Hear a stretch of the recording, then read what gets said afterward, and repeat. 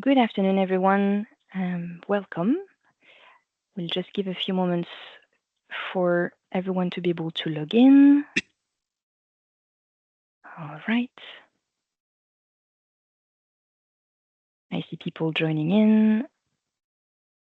I'll just give you a few seconds. Okay.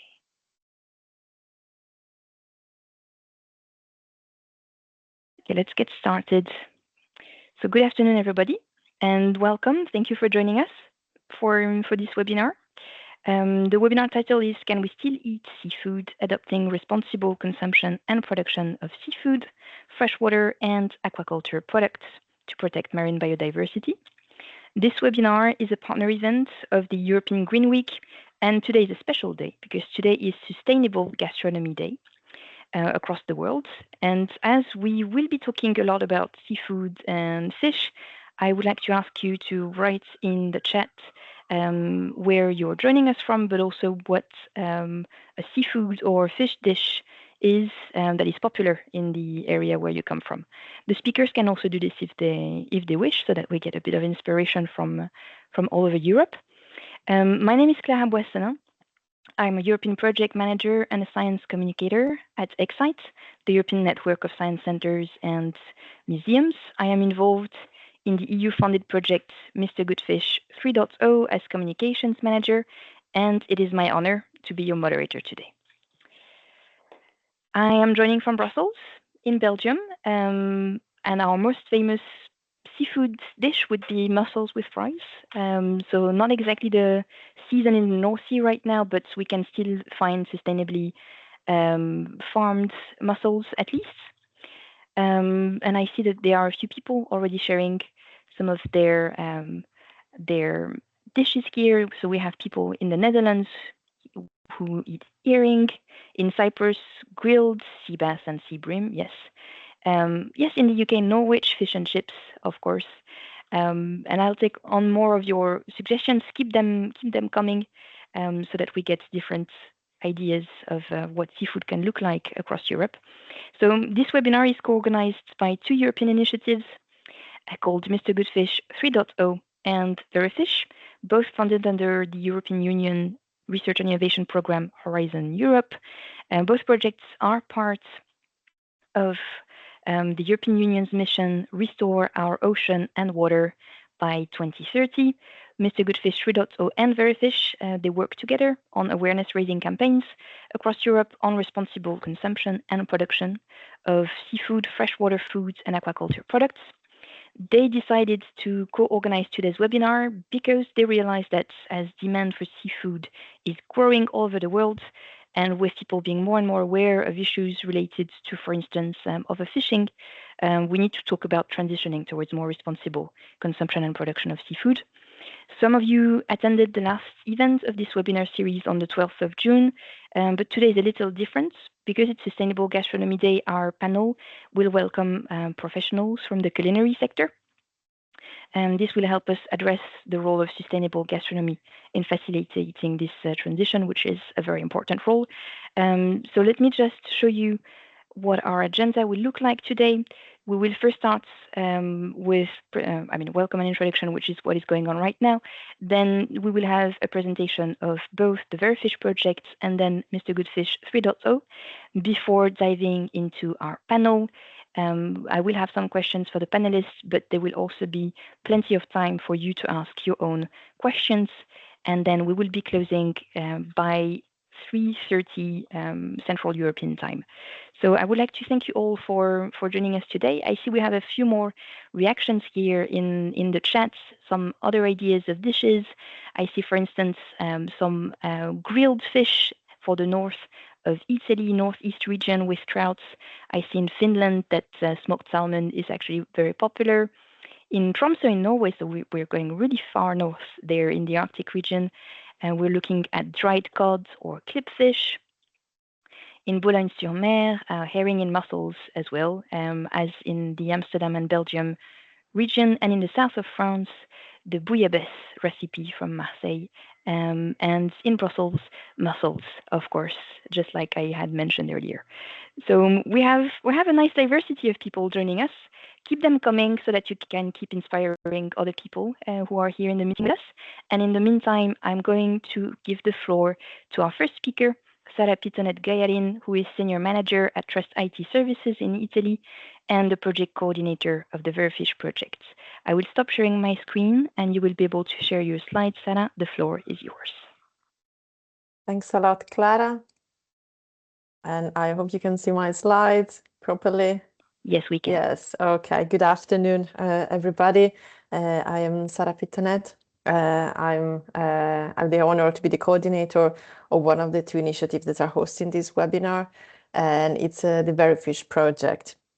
And so given today's webinar purpose and the context where we are, I've started with a question, so can we still eat seafood? And actually my answer is I don't know.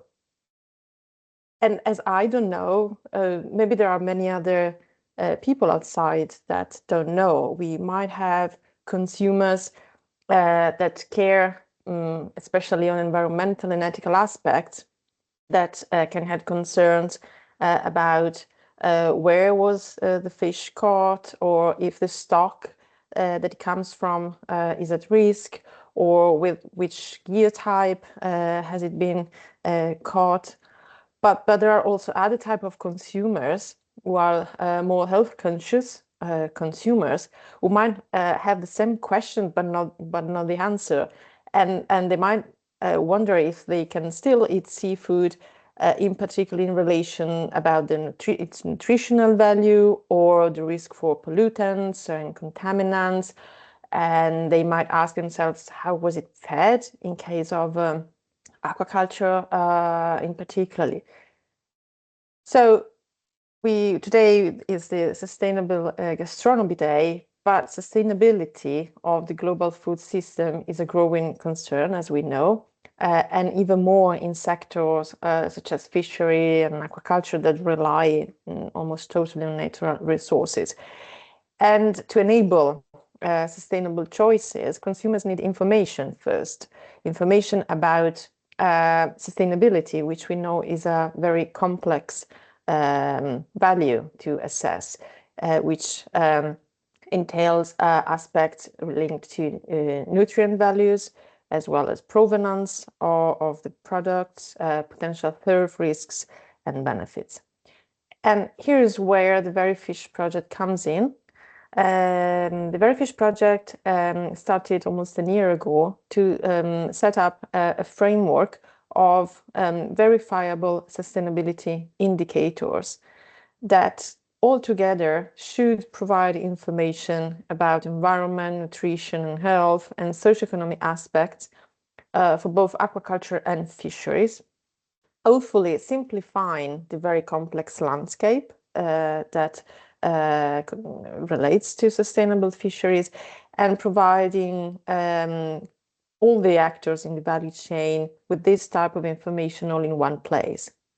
So the indicators we have been looking at focus on these three major categories that are highlighted in the slides. And for each of these categories, we have looked more deeply into those critical dimensions that in particularly affect sustainability aspects. So starting from the right, looking at the environmental aspects, when talking about aquaculture, we considered aspects that relate to the habitat impact, the biosecurity, the animal welfare, and the use and waste of resources in the farms. While looking more at capture fishery, the dimension relate to the status of the stocks, the overall climate impact, the effects on ecosystems, and again, the animal welfare in the catch. Looking at the nutrition and health aspects, those that the VERIFISH project is looking at talking about the raw products, macronutrients, omega-3 fatty acids, vitamins and minerals, caloric content, and cholesterol. But then we know the socioeconomic aspects also play a role in the sustainability of the value chain. So we are considering fair labor practices, community well-being, gender equality, and food security. And then the question is how to address these critical dimensions. We have identified some indicators, and each indicator is built up of a number of attributes.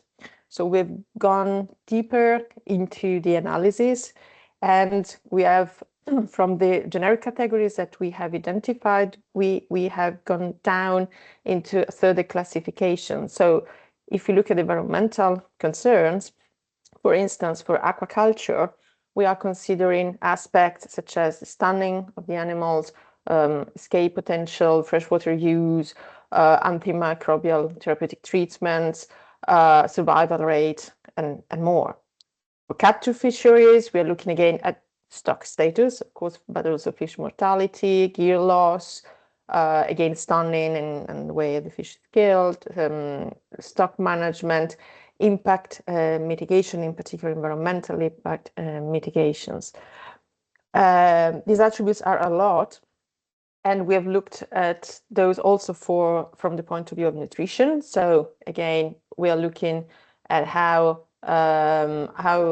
nutrients are in each of the species that the VERIFISH project is analyzing. So in particular, the nutrient value of fish, protein, carbohydrate, lipids, minerals, vitamins, fatty acids, diet, nutrition aspects. And last but not least, the socioeconomic indicators, which are even broader. And so we've classified them according to IEW fishing list or corruption and subsidies reports, workers' rights, prevention of forced labors or children labor, training and equality in the work environment, and others. And once these attributes actually didn't come from anywhere. I mean, we have identified them thanks of a huge and verified number of data sources that we can rely on, and that can tell us more about each of these single attributes and categories according to the species that we are talking about. So again, the last step in the analysis has been building a matrix that links back all these indicators, these macro categories with the attributes, with the data sources from trusted entities and organizations that can be provided to actually assess the status of a species. They're all open source or free, let's say available, and they're grouped according to the same logic. So for environment, we are looking at data sources such as UNIS, Fairfish, Emodanet, the MSFD, GRSF from FAO, Fish Source, USCN list, databases from NGOs or associations and organizations such as Sea Around Us or Fairfish. For nutrition and health, we are relying on databases from the FAO. It's a FAO database called EUFIC, Food Explorer, FoodX, which are brought in the consortium directly by EuroFit partner networks, but also WHO and the Global Nutrition Report. And for socioeconomic aspects, we looked at global impact reports, such as the EW vessel list, and for more data, OECD, WTO reports, the ILO conventions, and more. All these data can realistically be applied, verified, and used. And the way VERIFISH is using them is through a series of media products and materials that can facilitate the uptake and understanding of these data sources by a different number of stakeholders that we have, mainly consumers and all those actors involved in the production value chain. One of the key outputs that VERIFISH is releasing is a web app, is a prototype version of a web app that should allow the understanding of the sustainability status species by species through an initial prototype list of species. So for consumers who seek trustworthy information and about the sustainability, nutritional value of the products, this type of outputs should help them looking for information that they might even not know that exists. But at the same time, for fishermen, this is an opportunity for them to tell the story and provide specific details about their catch species, the fishing method, how they commit to sustainable fisheries, and how they contribute via their everyday practices. The system we are building is a tiered data system. The data sources that I've shown represent what we call tier 1 data, so publicly available data from global or regional repositories, accessible, free, and scientifically validated. But we are also interested in gathering tier 2 data, so data that can be attributed to specific value chains as proprietary information. So, for instance, measures taken by fishermen on the vessels or during the production value chain. All these data are consolidated in the knowledge base, so a database, where these information are aggregated for unified access and further analysis and mining. So going back to our question, can we still eat seafood? I still don't know, but hopefully I can verify. That's the aim of our project. And more than just a technical tool, the VERIFISH indicator framework embodies a vision for collaboration and shared responsibility. We are bringing together diverse stakeholders, including you that are joining today, and even the chefs that are with us, but also fishery managers, NGOs, policymakers, consumers, to foster a dialogue and encourage the adoption of best practices. We are building for that purpose a community of practice. We are gathering expression of interest for people, individuals who want to contribute to this framework, which is, as said, a prototype. You can be engaged by providing inputs to the indicator itself, commenting it, or even providing tier 2 data. But you can also contribute to the co-design of the media tools. The web app is one of them, but we are designing and developing materials for citizens, families, and for information materials. And then you can join our events. The overall objectives is to agree on a scientifically valid way to communicate seafood sustainability. The last,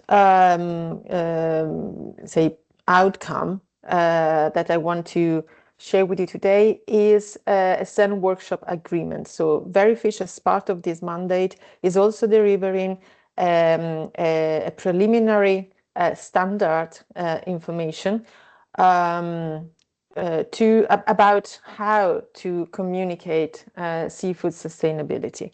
We are kicking off this phase next week in Copenhagen. The event is open and will welcome some of the members of our community of practice, where we're going to discuss the initial highlights towards the release of standards for sustainable fishery communication activities. And with that, I thank you very much for the opportunity of being here today. Thank you very much, Sara. So we will now hear about the other projects co-organizing this webinar with Hélène Buisson, who is a project officer at Nausicaa, Centre National de la Mer in Boulogne-sur-Mer in the north of France. She will present Mr.Goodfish3.0, and she will explain their work with chefs and restaurants. I will stop sharing. You can go ahead. Thanks a lot, Clara. So Very happy to be with you today in this like special day, of course, as it was mentioned, as of course we are in the EU Green Week, and today is the World Sustainable Gastronomy Day, and it's really a perfect occasion to highlight our European initiative, Mr.Goodfish3.0, that connects ocean sustainability with food culture. And for me, I'm really happy to present how our program and our project promotes responsible consumption of aquatic resources through science, collaboration, and of course concrete actions with chefs and professionals. So, of course, we have this question, this quite powerful question that tricks us today. Can we still eat seafood? So at Mr. Goodfish, we always had a very positive approach, and our answer would be yes, but there's a but, if we do it differently, clearly. So I will first bring you to explain you for how we go from Mr. Goodfish to Mr. Goodfish 3.0, as Mr. Goodfish is basically still a European program, which was launched in 2010 by 3 aquariums. So Nausicaa, where I work in France, in Boulogne-sur-Mer, the Aquarium of Genoa in Italy, and also the Aquarium Finisterrae in Spain. Those 3 aquarium belongs to 3 countries where we used to eat a lot of fish, but we don't eat it quite properly, let's say it like that, because we consume always the same species, and that's why those 3 aquariums decided at that moment to gather their forces to provide something in order to help to encourage responsible consumption of aqua food. The idea was really to have both consumers and professionals to choose the right fish at the right time, with a science-based and a sustainable based program. And so now, of course, we have the support from Horizon Europe and also the EU Ocean and Waters. So it really helps us to bring the program to the next level. And of course, over the years, we used to work with at the same time citizens, chefs, fishmongers, processors, NGOs, schools, and really the general public, really in order to raise this awareness to shift consumption habits. And the idea is really also for us to help to reduce the pressure on vulnerable spaces, with also at the same time supporting professional who really wants to do better. So why this topic is really important, and why it matters. Let's talk about some figures which are quite important, and that it really also gives us motivation to do our work. Today, if we check the last numbers from the FAO, of course, we can see that nearly 38% of global fish stocks are overexploited, and if we check specifically in the Mediterranean and the Black Sea, that figure reaches nearly 64%, which is a lot. And at the same time, of course, we see that the seafood consumption has more than doubled since the 60s. As today we are, nearly today we are at about 20.7 kilo per person per year. So to make it short, we are now in a moment where the ocean is feeding more people, but with fewer fish. And so it's really important for us to have a credible science-based guidance to help consumers and professionals to act more responsibly. And so that's why the idea with Mr. Goodfish 3.0 is really to work to have this collaboration with the entire seafood value chain. And we strongly believe that this change can only happen through collaboration.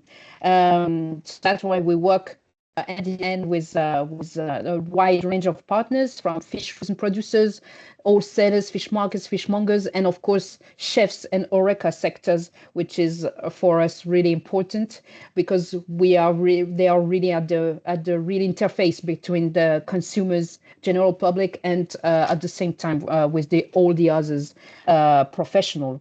So for us, this network gives us really a strength because we are not just in a top-down initiative, because we are really Mr. Goodfish has really a collective effort rooted in this reality, and the idea is really to build a more transparent and responsible food chain from sea to plate. So for this, of course, Mr.Goodfish3.0, which has been launched in May 2024, is not just an update of Mr. Goodfish. Of course, it's because now we have 8 partners. We are working 8 partners all together, really involved and committed, and we expand the program to reach all European sea basins, marine, aquaculture, and also freshwater species.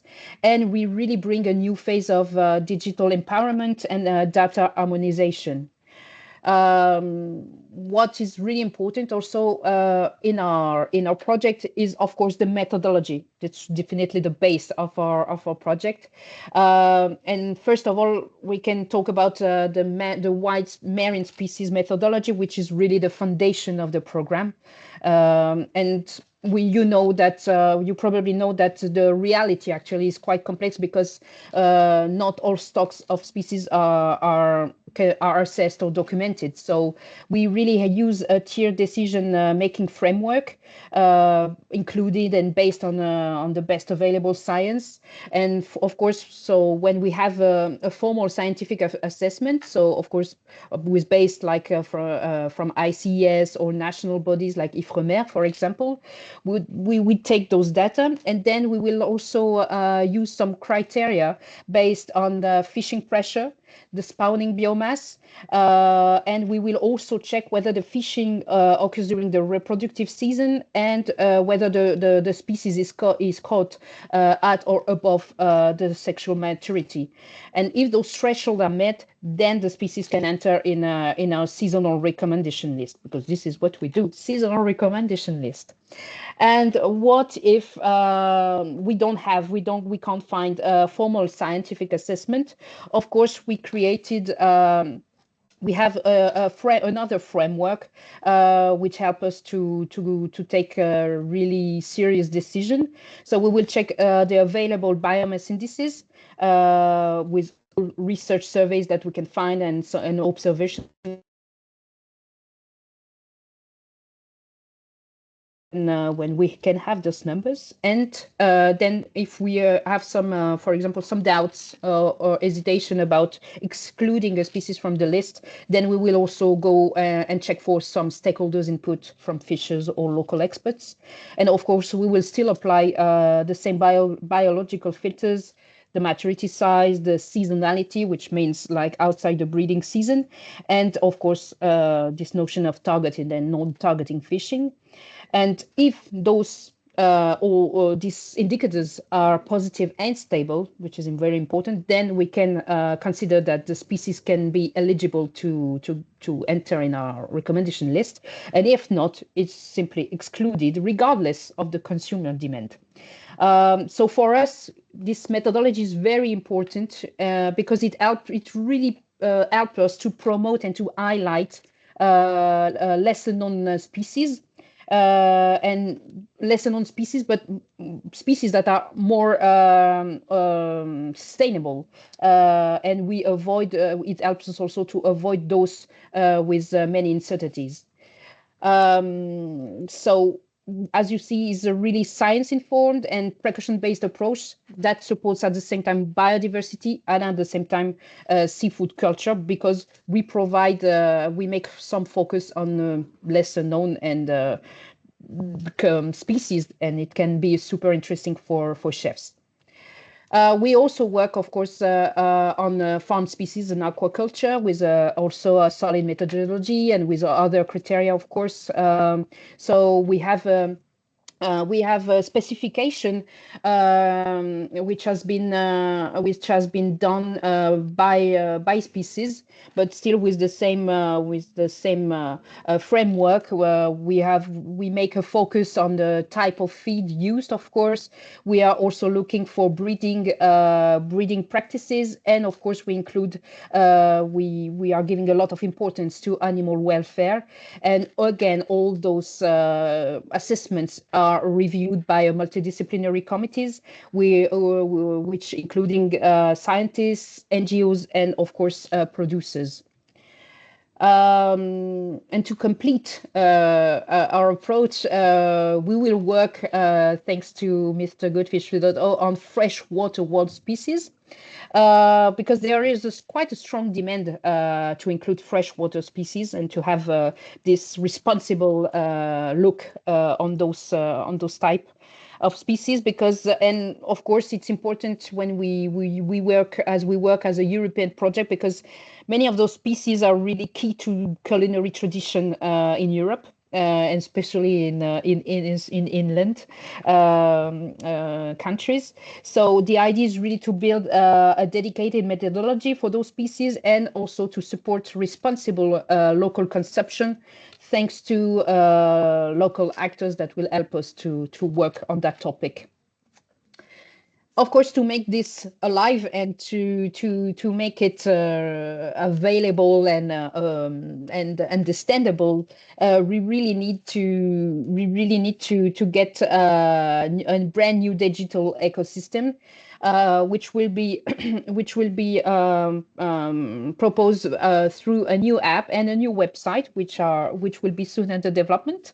With a new mobile app, which will be more consumer-oriented, which will be interactive, multilingual, with a geolocalization possibility. You will have some filters by region, species, season, and also a lot of tips for cooking in a better way. And it will be able to share and to keep your favorites committed spots, like restaurants who are committed to with Mr.Goodfish, favorites recipes, etc. And the new website will be more professional oriented.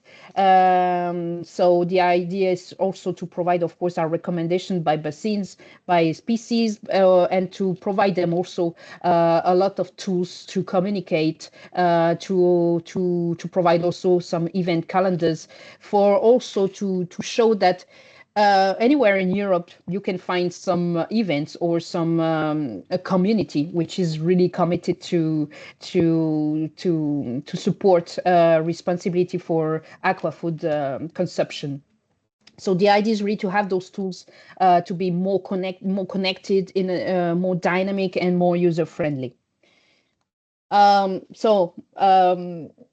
you see, so we are really in a really shared European effort on Mr.Goodfish3.0, and the idea is this works really spans marine, freshwater, and farm species, and we really are building it on cooperation as we work with scientists and researchers, aquafood professionals, educators, and civil society, local and EU institutions, and so it helps us really to have this multi-stakeholder ecosystemic approach that bridges really local realities and EU-wide objectives. So it really matters, and it really enrich the project. And this dynamic, is really reinforced, I would say, that by a participatory design, which is one of the strongest, I think, part of our project. And when we have those with this dynamic, it really helps us to align our tools with real user needs, and it also ensures local legitimacy. So with Mr.Goodfish3.0, we are we test all ideas, not all ideas, but we try to imagine and create moments, tools, ideas, events in 3 pilot areas. So in Norway, in France, and in Cyprus. And the idea with the co-design of tools and methods, we will then replicate them in 2 other countries, in Poland and in Bulgaria, with, of course, always local adaptation. So the idea is really to have one project, multiple realities, but the same goal. And of course, as you see, Nausicaa has been one of the co-founder of Mr.Goodfish program. We have a lot of experience to work with chefs, and we really know that the chef's involvement is crucial to give light and power to this notion of eating responsibly and choosing well your aqua food. And for this, we, as you see in a previous in what I said previously, chefs are really a good interface between the eater and the professionals. At the same time, we know that many chefs today are quite mediatic, or they really have importance in the media sphere. So they stand for as a prescriptive stance on best practices, and at the same time, eating a species that you don't know in a restaurant is really the best way to discover, and if you talk with chefs or also with people who work in the restaurant, they can talk about those species, the lesser known products, in order also to convince the consumer to be curious, because this is also what matters to encourage consumers' curiosity. So for this, we work with a lot of chefs association as Euro-toques. We also organize presentation and workshops in vocational schools. We also organize some visits. For example, in Boulogne-sur-Mer, we are one of the biggest place for fish in Europe. It's really huge. So we organize visits of the fish auction, for example, for chefs, for the HoReCa sector, and we organize also culinary contest competitions in order also to inspire the next generation of chefs.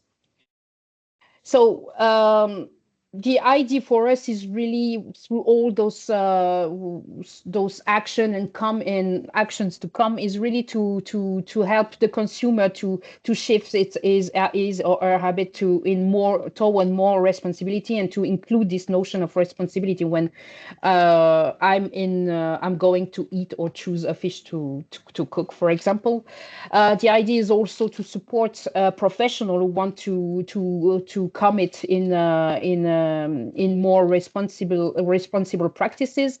It's also through our major products, to make also the ocean literacy more actionable, and also to provide a European benchmark for aqua food choices. So the idea is really to be able to provide informed choices for resilient ecosystems. So what's next for us and for you, of course? The idea is really to provide tools and things that will really help anybody who wants to commit. So we are now preparing a serious game, which will be available pretty soon, and it will be combined with, of course, with communication toolkit for professional. As I already mentioned, we are working now on the app and website launch, which will be for next year. And of course, all this will be included in a very big awareness raising campaign, which will include, of course, influencers, and of course, chefs can be now really influencers. So we will count on them to join us to make better seafood choices.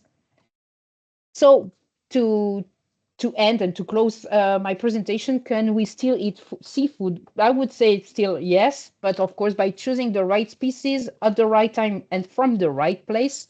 The idea is really if we change how we choose and how we buy and how we value it, And on that point, Mr. Goodfish 3.0 really gives us the tools to do exactly that. And this is it. So please just check our different website, social media networks, and we'll be happy to answer any of your questions. Thank you very much, Hélène. And again, thank you to Sara for presenting both projects. We will now move to the next part of the agenda, which is our panel discussion. So it is with great pleasure that I welcome our panelists. So we have first two chefs, Danielle Leoni, chef and sustainable Foodways consultant, and Thilo Hanke, chef and vice president of Euro-toques International, as well as president of Euro-toques in Germany, if I'm not mistaken.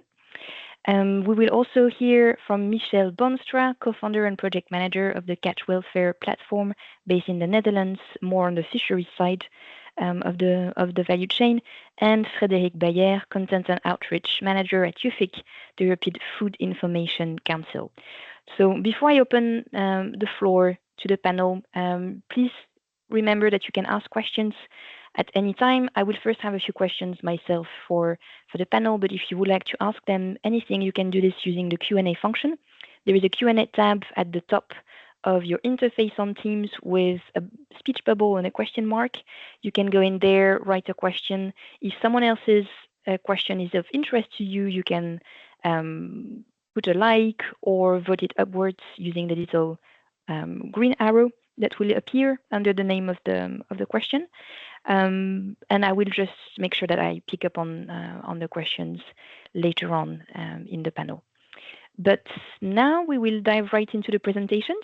So I will ask each panelist if they could briefly introduce themselves and tell us why they believe transitioning towards more responsible seafood consumption and production is important. I will start with you, Danielle, if you don't mind. Yes, of course. Yes, thank you. I appreciate it. Hi, everybody.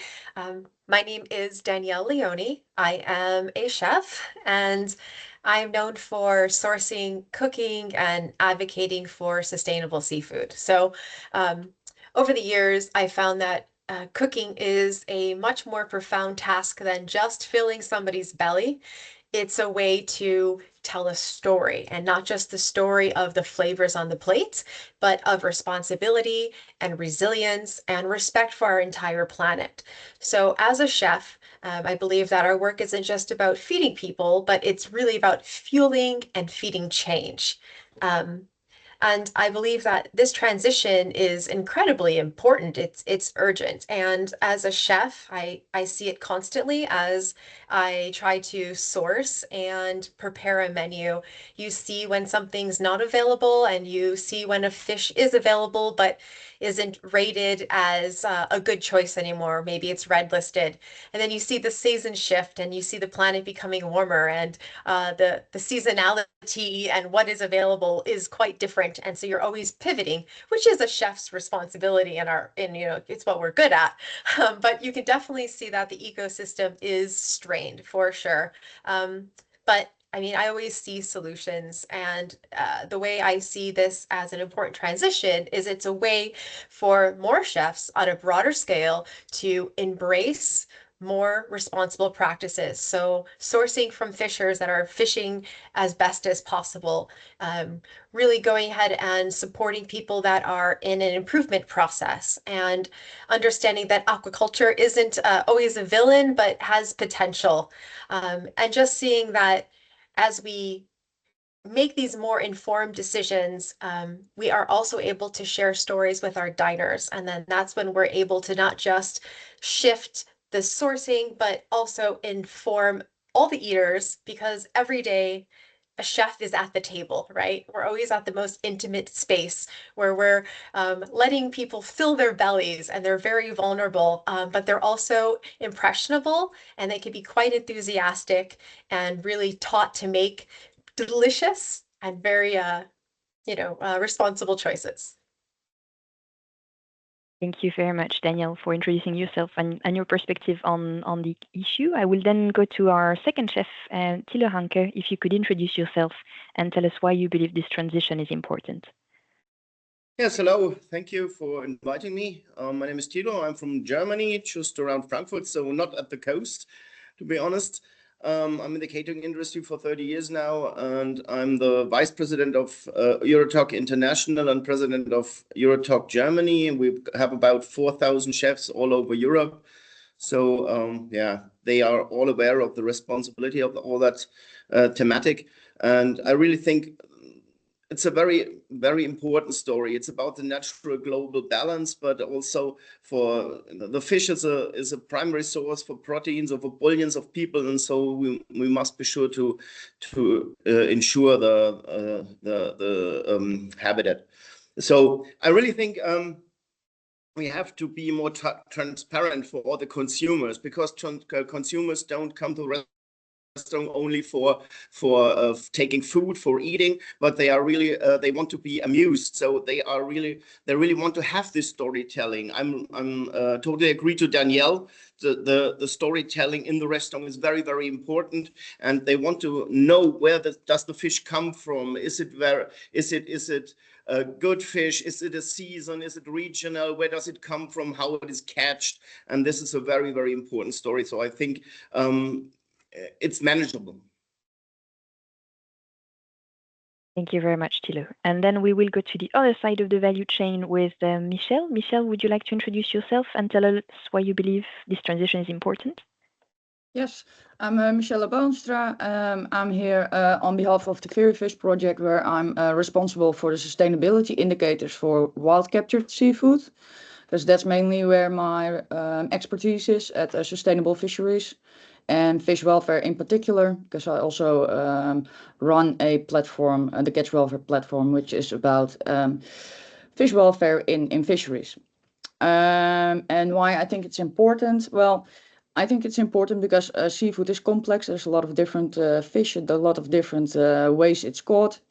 And so there's a lot of difference in how sustainable it is and in the impact. And I think it's important to choose your seafood wisely, and that we focus on responsible seafood, because the ocean is not only a source of valuable food, it's also a source for biodiversity and ecosystem services, like a buffer for our climate, an important role even for medicine. So I think we have to use it wisely. Thank you, Michelle. And finally, Frédéric, please introduce yourself and tell us why you believe this is important. Hi everyone, I'm Frédéric. I'm trained as an agronomy engineer, and I majored in human physiology and nutrition, as well as a master in science in cognitive psychology applied to food behaviors. My job globally is to turn food science data into insightful information for general public health purposes. And why I do believe that our topic today is super important. Okay, because if we eat fish like there is no tomorrow, there won't be fish anymore. I mean, not for our oceans, not for our omega-3 intakes as well. Approximately 90% of the global fish stocks today are already fully exploited or overfished. And yet, seafood remains one of the healthiest animal protein there is out there. So transitioning to responsible production and smarter consumption as well, it's not only about sustainability, it's as well about protecting this nutrient powerhouse that supports our brain health, as well as other things like heart health and, of course, cultural food traditions. So without this, we are left with, I don't know, with a very sad plate somehow, and as well a lot of fish puns that are no longer relevant. So yeah, that's why it's important for me. Thank you, Frédéric. So it's not just about the sea, it's also about our health. So you were mentioning actually just now, Frédéric, something about overfishing, and I think this is going to take us in the direction of the first question. So Hélène shared a number earlier. She said that according to the FAO, the Food and Agriculture Organization of the United Nations, in 2024, about 37.7% of wild fish stocks were overexploited, meaning there is a risk that in the future we cannot have access to those species anymore on our plates. or have limited access to it. So my first question to the panel would be, what are your main concerns concerning this possible future worst-case scenario? How are you preparing for this, and what are alternatives you already envisage in case this happens? I would like to start maybe first with Michelle, if that's okay for you. Yeah, sure. So yeah, for the fish stocks, it's really important that it's managed well, and there is a lot of management in place, and there is a lot of monitoring. So I think there's already a lot of knowledge to protect the fish stocks, but it's also important that people stick to the advices. It's also a matter of politics sometimes. And what I see now as really important is that climate change is causing species to move more north or disappear or appear in places where they were not before. And I think management should be really adaptable to be able to keep up with that. Otherwise, there's a mismatch in management. So I think I see that as a really important thing for this coming period, adaptable management. Yeah, and of course, always enforcement of management and rules remains a very important one as well, because you can set up all kinds of regulations, but if they're not enforced, they don't really work. Thank you, Michelle. So looking at a flexible approach to managing these wild resources and making sure that different regulations and quotas are enforced. Maybe we can now go to the culinary sector, and I would ask Thilo first how you would answer this question from your sector. Yeah, it's difficult. It's still about the transparency. I think we have to know where does it come from. So no fish from any marine protected areas, no ground fishing nets. All that stuff is very important to tell it to the customer, so we can be sure that it's a safe product we've got on the plate. Yeah, so no overfishing and seasonal stuff, as Hélène said before. Eat the right fish at the right time. Yeah, and this has to be transparent for the consumer as well. And we have to transport the information from you to the consumer, to our guests, yeah, that they know why this fish is not available at this time. And I think they will understand that. So it's the people are really interested in such topics, so it should be good. Thank you. So the issue there on transparency with the consumers as well as within the supply chain as well. Maybe we can get a second perspective also from Danielle as our second chef on the panel. Oh, yeah, great. Yeah. Yeah, thank you for those comments, Chef. I hear that for sure. It's very, very important. We absolutely have to understand what we're eating, you know, and you have to understand why you're eating it, because it has a vast impact on your nutrition and your health, but also on the planet and its people. I come from the slow food mentality, you know, Slow Food International, where you eat things out of extinction.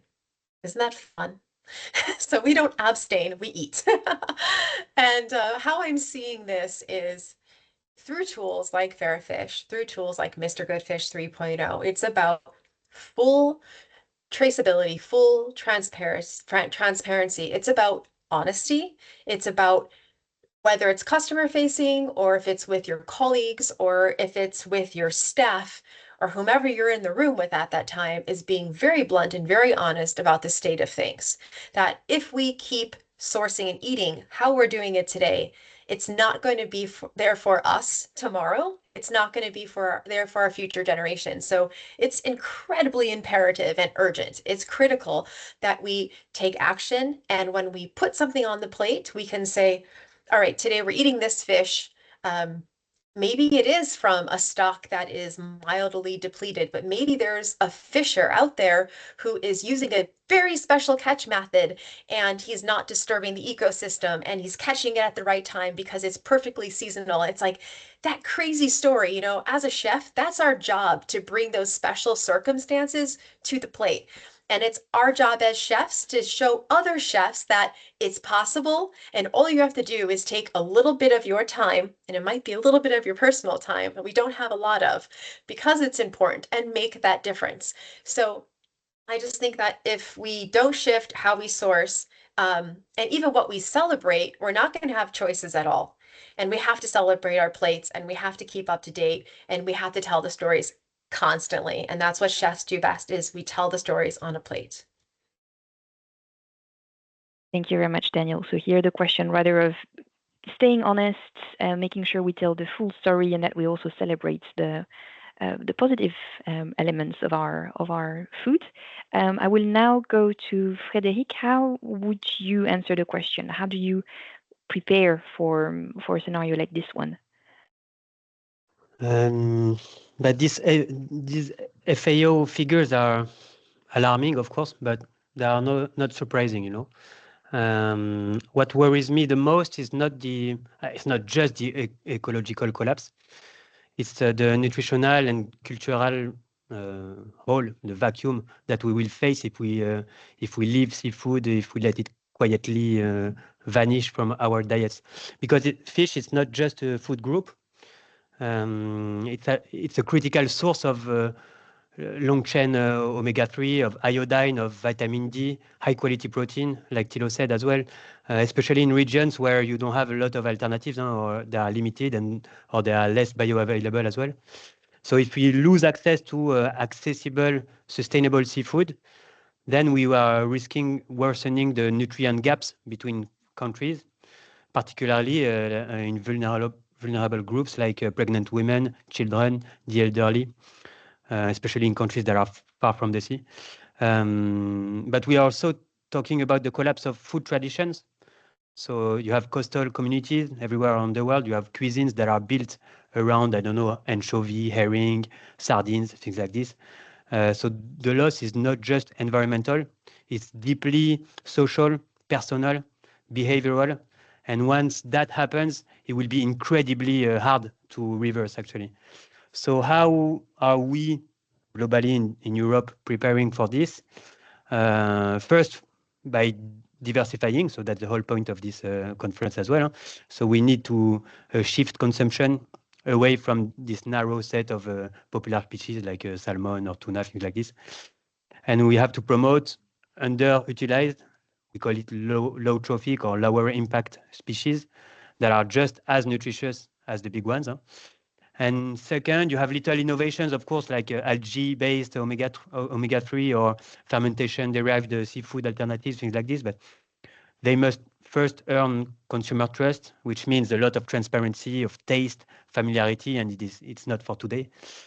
And finally, we need to change the food environment as a whole, so menus, retail choices, of course, and for me, the most important, because it's my job, the nudges and the storytelling.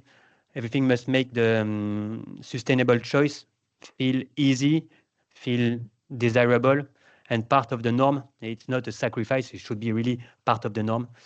Because in the end, of course, no one wants to eat the last piece of sushi, you know, knowing that it's actually the last piece of sushi. Yes, nobody wants to be the last fisherman to take the last fish out of the ocean. Thank you, Frédéric. So just a reminder also to those who are listening to us, if you would like to ask questions to the panel, please remember to do this in the Q&A function. From my side, I still have a few that I would like to ask to the panelists, but please do not hesitate to already write your questions in the tab. So my next question is actually related to the theme of the European Green Week. So this year, the theme of the EU Green Week is Circular Solutions for a Competitive EU. I would like to ask the panelists, can you tell us how circular economy principles can be applied in seafood production, consumption, preparation, from the boat all the way to the plate? And if you have examples to share, whether it's from the boat or from the kitchen or from a nutritional perspective, then please share this with the audience. This time I will go first to Thilo. I think the chefs are so responsible that they should think about using the whole product, the whole fish, not just the fillet, not just one piece. So from nose to tail, as we say it, for ground animals, it should be used completely. The bones for stock, the skin, and all that could be used if you are a little bit creative. So I think it's most important that you don't have any food waste. And if you got bycatch, which sometimes happens, you should use this one as well. It's very important to use all the stock to have less waste completely. That's the most important story about the circulation. Yeah. Thank you very much. So making use of the whole animal, making sure we don't waste anything. Then I see Fred nodding actually. So I might go to you next, Frédéric, if you would like to share your answer. Yeah, I totally agree with Thilo. This is one of the main things. Iceland is a good example for this because they use almost all the fish, like 90% of each fish is used from collagen from the skin. They use the oil from the liver as well, which is really good for health. Even they make leather with the skin. So that this is value from what used to be waste before, you know. And on land, it's about reducing loss, waste, and broadening species use. Public kitchens that begin sourcing underutilized local fish, for example. So cutting costs and improving biodiversity impact as well. So this is circularity, you know, feeding both the system and the people. And on the other side, there is consumer behavior. So you have chefs designing smaller portions. They're using bones, you know, for the broth because there are still nutrients inside. They are using ugly, imperfect cuts as well. The point is to reduce plate waste. There are as well chefs that are using seaweed. That wasn't the case before. So circular seafood is not just eco, like ecological or economical. It's as well very efficient, it's creative, it's resilient. So to make it mainstream, all we have to do is we need more visibility. So we need better communication and incentives that will make regeneration and circular economy the new standard from boat, of course, to plate. Thank you, Frédéric. So you're also citing elements of reusing or valorizing, not just within the food industry, but also beyond, as you mentioned, with leather, for instance, and making sure we communicate these innovations to the public. I would go next to Danielle on this question of circularity. Yeah, thank you. So yes to, you know, Chef Thilo, of course, and Frédéric as well. These are all points that I always consider for myself. The ugly fish or the I don't know, the fin de gill maybe in this case. But when I think about circularity, I also think about like discovering our waters. I think that my kitchen is just a little part of a very grand ecosystem, right? That is our beautiful planet, and it's blue waters and land. So I think about the boat, you know, I always think about the fisher, I think about the farmer, I think about the people that have their hands in the land and in the water. And I think for me, that's the beginning of everything, right? If there has to be a beginning of a circle. And I wonder, you know, how did that fisher fish? You know, was it one by one, you know, with a pull in a line? Like that's the person I want to buy from, right? Is it somebody raising fish in a responsible way when it's talking about animal welfare, how they feed it, and they are totally geeked out and like nerds about how it impacts the ecosystem? Like those are the people I want to partner with because it tastes great, right? You can taste it. And when you can taste it, you put it on a plate and that translates to the guest because I mean, it has great flavor if it's made well or sourced well. But then when you have a chef that's super enthusiastic, it's contagious, right? And that's what we're trying to do here is help chefs understand that if you understand the story of your food, you make responsible choices, but you're also very excited. You get stoked about it, right? And that is something that spreads like wildfire. And if you want to inspire change, it can't be through guilt or trauma or drama. I mean, yeah, the world's ending, right? But let's talk about all the wonderful things we can enjoy. Let's talk about all the wonderful things we can do. So when I think about circularity, I want to think about balancing my plate and honoring my fish. But at the same time, I think if Europe wants to stay competitive and go truly green, it's about having chefs and fishers and farmers all at this same table, sharing our stories, getting together, teaming up, and helping that translate into a beautiful plate of food. So circularity as in the circularity of a round table where the different actors would sit and interact with each other. That's a nice take. Thank you, Daniel. I would like to go next to Michelle to get your perspective from the fisheries side. Yeah, so it's from boat to plate. So I'm really happy to hear that on the chef side, food waste is being addressed. I think it's more and more a topic. But of course, not all the food waste happens before as well, unfortunately, because the fish that ends up in your kitchen is not the only fish that is caught, because there is bycatch and often returned to sea, but may not survive. In many cases they don't. So selectivity is also a food waste matter. So selectivity, so preventing bycatch is one, I think also part of it. And one aspect that is undervalued is fish welfare. This is not about tree huggers wanting to help animals only. It's also the way you treat your catch also have very much consequences for the fish that you release. They have better survival chances if you treat them well, if the fishing method is less damaging, but also on the food quality. Sometimes it makes the difference between seafood possible for human consumption and only as feed for animals. So there's a lot to gain as well. And also the shelf life of seafood that was treated better during the catch have a much longer shelf life because they're less damaged. So I think there's a lot to gain in that, and especially for the chefs will like that the quality also definitely improves. So yeah, a lot to do on that side as well.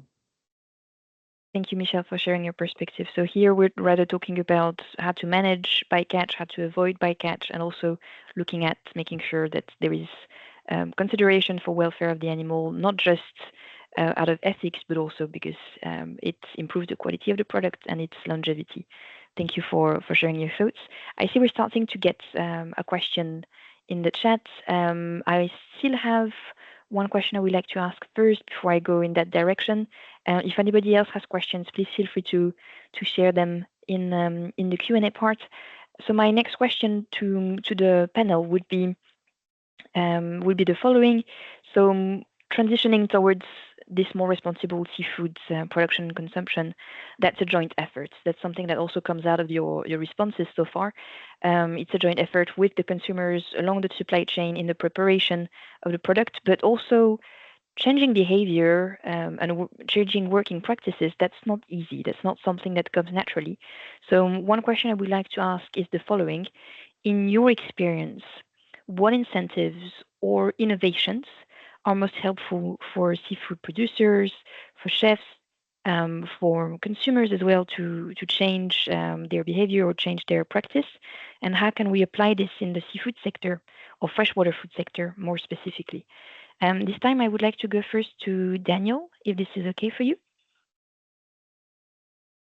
Yes, thank you, of course. Yeah, so I mean, when we're thinking about like incentives and innovation, maybe you're thinking of like a new technology or a new product or like a financial incentive. But when I think about it, I start to think about like the whole circularity of it again, right? All the way from the fisher or the farmer all the way to the plate again. And I think, well, I think for like a producer, a big incentive is visibility, right? So the ability to be seen so you can sell your responsibly sourced fish or raised fish. That's not easy, you know. I've worked on projects where we wanted to create a big map of the world and put pins for everybody that's doing it right, you know, fishing or growing fish responsibly. And it's not easy, right? It's not easy to find the people, even though they want to be found, meaning the fisher or the farmer. So I think visibility truly is an intense, like a really intense incentive for our fishers and our farmers. And then I think for chefs, and maybe this goes for them, fishers and farmers as well, is it's about economic viability, right? Like if we're going to make these changes and be enthusiastic. We still have to be able to pay the bills because that enables us to keep cooking or fishing or providing these services. And I don't always see that the food is being valued for what it's worth, whether it's like just coming in off the boat onto the dock, you know, how is it valued there? I saw in the last year that Monterey Bay Aquarium reevaluated the bluefin tuna stock, and there's a lot of confusion about that. And we saw the first catch coming up in Baja California, and my chef friends who live in Baja California went to the auction and were just floored, just freaked out about how these fish were being sold and they weren't being valued appropriately. And the fishers didn't even want to sell these tuna because they knew what they were worth. And then the people buying the tuna said, well, people don't necessarily always want to buy it. And it was just this big confusion about value, right? And I think we need to be very clear as consumers, buyers, the people that source, about what we value. And that is fish that are responsibly grown or responsibly fished for us. And also for culinary professionals, I think that we need to be continually inspired. So seeing other chefs, whether it's a chef like Chef Thilo, who has an enormous credibility, right, in our culinary world, embracing these things. Chefs on all different platforms of all different sorts and varieties, all different faces and places, all saying the same thing in their different words. And I think this Mr.Goodfish initiative, especially with the app showing recipes and ways to eat these things in different places specific to culture, is very important. And then for our consumer, I think the biggest incentive is the experience they get, because that's what they buy when you show up.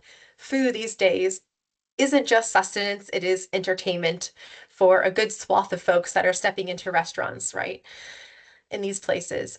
So we want to invite them to eat a beautiful plate of grilled mackerel, a really interesting seaweed salad, things that are curious, that are different, and that we can make approachable to them. So I think that seafood is very uniquely positioned, and it really can embody this change of seasonal and regional, and it's intimate. And when we reframe seafood as a relationship, the circularity, and it's not just a product, something that just shows up out of nowhere, we really unlock this potential for more responsible consumption from sea to plate.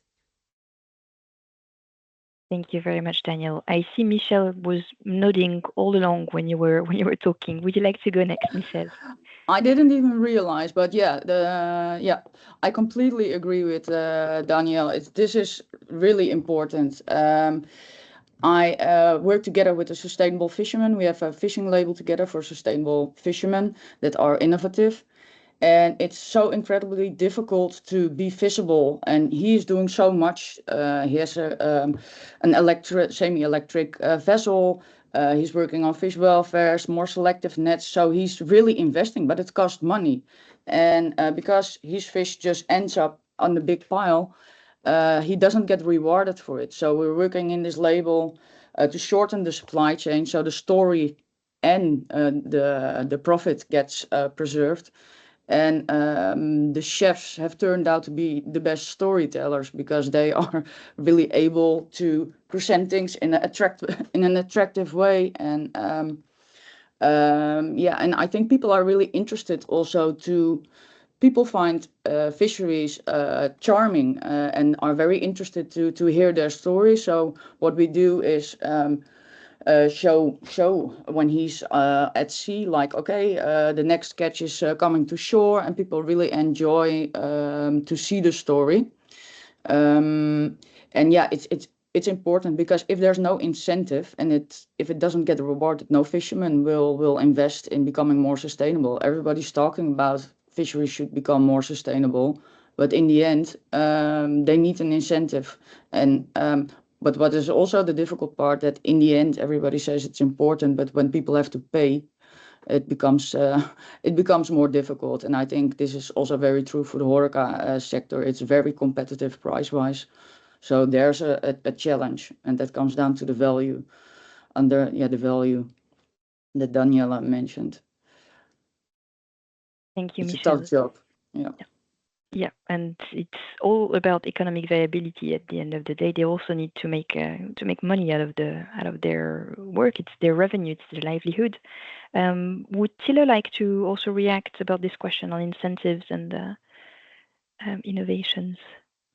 Yeah, I think we have to change the way the customer thinks about all the problems. I totally agree with Danielle. It's very very important that people think how the fish comes to the plate, but at the end, actually, a dish always like a painting. It's a combination of a lot of flavors. So the fish doesn't has to play always the main role on the plate. Yeah, you can combine it completely new. You keep the old proven flavors, but we reduce the portion of fish on the plate. So, and higher the amount of vegetables, flavors, and all that stuff. So we have to renew the thinking of a whole dish in the complete system. Yeah. So, and we have to start with a whole changing from the boat to the customer. Probably we have to grant the fishers for using these lines, what Michelle said, yeah, to give them lower insurance prices so that they can make more money of fishing sustainably. Yeah, and we have to force all the colleagues, the chefs, to that they get a prize or a certificate to work responsible on the topic. Thank you, Thilo. And I think, Frédéric, you would also like to react to this question. Go ahead. I can only speak from the consumer side because I'm not a chef. I mean, I'm not a professional one. But changing how consumers choose seafood is really important. It's at the base of our job, but it's really complex as well. We know that more than half of people, they prefer eco-labeled seafood, but almost half of them, they feel confused. They are overwhelmed by all the different sustainability claims that they exist out there. This is from a recent EU-wide barometer. So it's clear that just giving people the information is not enough. So we need to make this info clear, credible, easy to use. And one of the best ways to do this is to make the sustainable choices the default choice, the easiest option. So, for example, if you in menus, in stores, if you highlight the lesser known species, it not only helps to protect the overfished stocks, but as well it introduces, like you all say, guys, it introduces consumer to new healthy options. So it's a win for biodiversity and for nutrition. And transparency, of course, it's also the key. So you have new tools, new innovating tools like QR codes, like blockchain technologies as well, that allows you to trace exactly where the fish comes from. That can help a bit reduce the uncertainty and build consumer trust, of course. But beyond this tech, my job is to build stories, So the stories behind those new products, they matter a lot. So when you have trusted voices like yourselves, like chefs, scientists, or local political leaders, things like this, when they share those stories, it makes the sustainability more relatable for consumers, and it motivates people to take action. So at the end of the day, I truly believe that consumers, they want to do the right thing, but they are often limited by information overload or simply by habits. So our job, my job, is to create the environments and the messages to lower those obstacles, those barriers. The point is to build trust and to make responsible seafood not only the beautiful ethical choice, but as well the obvious, the easy choice. So yeah. Thank you, Frédéric. So we're almost already stepping into the world of policy regulations then when addressing this question. I will stop asking my questions because I see there are some in the Q&A. I will go to the first one we received from Hélène, which is directly for Thilo and Danielle. Is sustainability sufficiently addressed in culinary schools today? And what should be improved to better prepare the next generation of chefs? Thilo, would you maybe like to start with this question? Yeah. Yes, of course. It's a very important question. Thank you. In Germany, it definitely is. We changed a completely educational level in the cooking schools 2 years ago, and it's about 20% of all the schooling system is about sustainability altogether, not just fish, but sustainability is a very large part of our education in culinary school. It's very important. Thank you. And Danielle, from your side? Yeah, I mean, education is paramount, right? Because you don't know what something is until you're taught or made aware of it, obviously, right? But you know, I've seen it in Europe if I'm a guest lecturer in the Netherlands or in the United States. It's a riveting topic these days. It's a hot topic, and it's amazing to see people in school engaged in it. Because I know these days, if I'm walking around the street, like they say, people think sustainability just means recycling. So, yeah, education is paramount, and I do believe that it is becoming more integrated into our culinary education. Thank you, Danielle. There is another question in the Q&A from Sara, which is again for Danielle and Thilo. So looking, for instance, at environmental conscious and ethical consumers, what aspects would you prioritize when introducing a dish? Are customers in restaurants sensitive to concepts such as stock status, CO2 footprint, trophic effects, bycatch? Imagine you get a QR code on your restaurant about the species on your plate. What would you like to show? Maybe Danielle first this time? Yeah, whoever asked this question is probably more educated than any diner I've ever seen in the 15 years that I've had a restaurant. So I have indeed teamed up with different organizations like in the US, the Monterey Bay Aquarium, to do sustainability initiatives or different other culinary organizations. So we're like, okay, we're gonna make a table tent and put the QR code and put the picture of the fisher.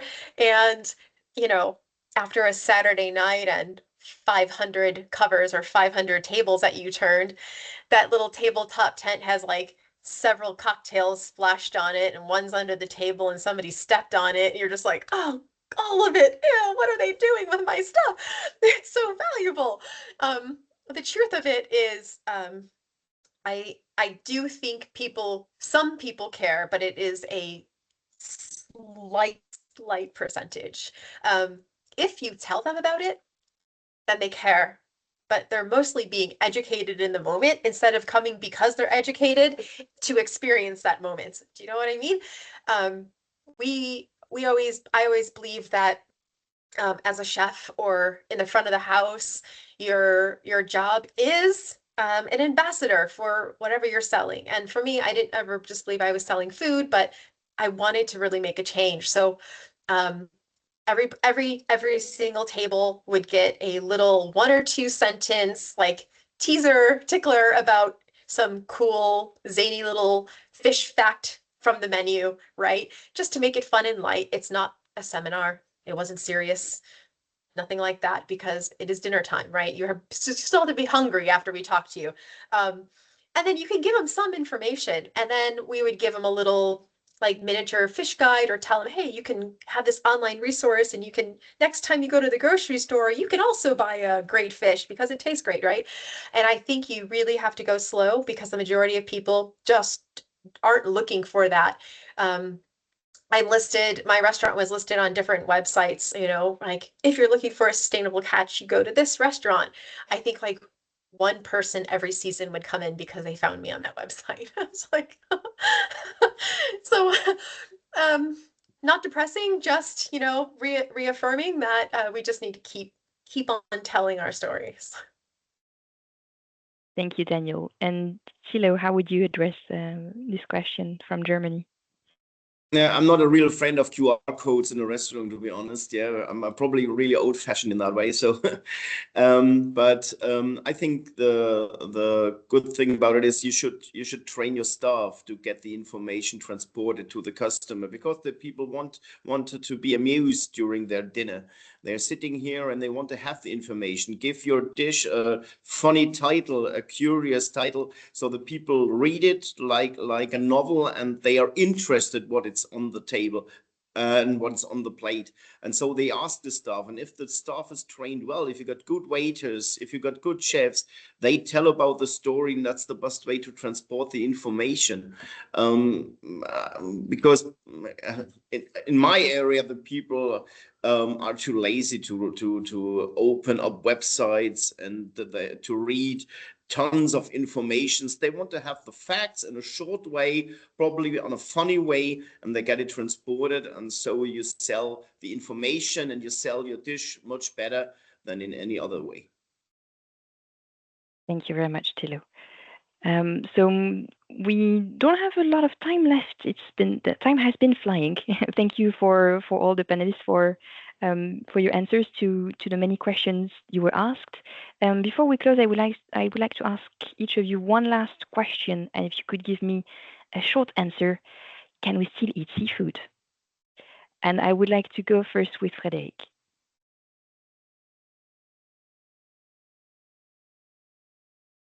Yeah, short answer is yes.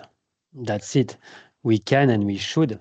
And that is just a matter of which seafood, when, which type, where does it come from. But yes, of course we should.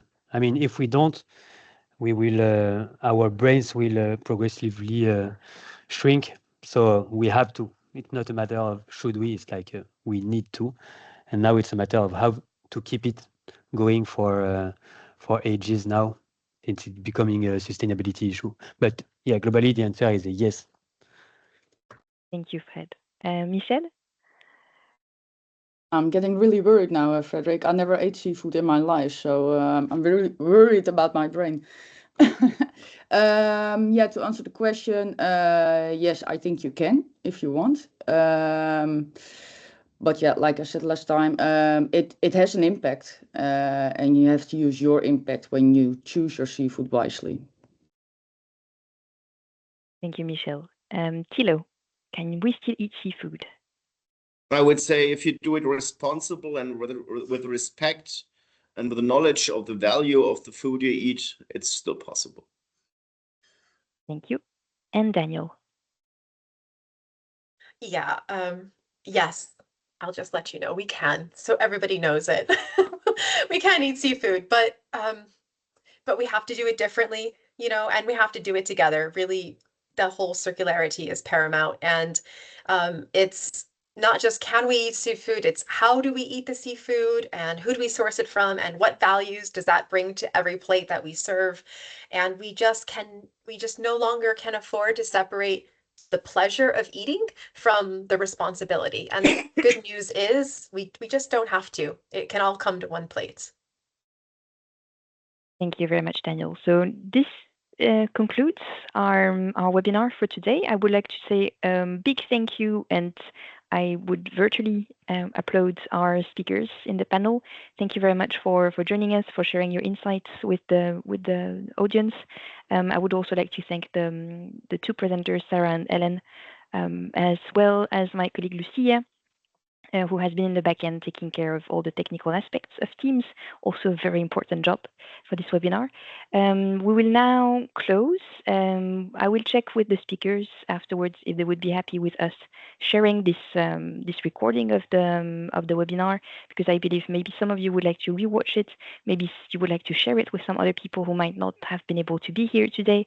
So a big thank you again, also to our audience who came and shared these hour and a half of their time, and we hope that you got your answer to the question. Yes, we can still eat seafood, but we have to do it differently. Thank you, everyone. Have a lovely day. Bye. Bye. Bye-bye. Thank you. Thank you. Thank Bye. you. Bye.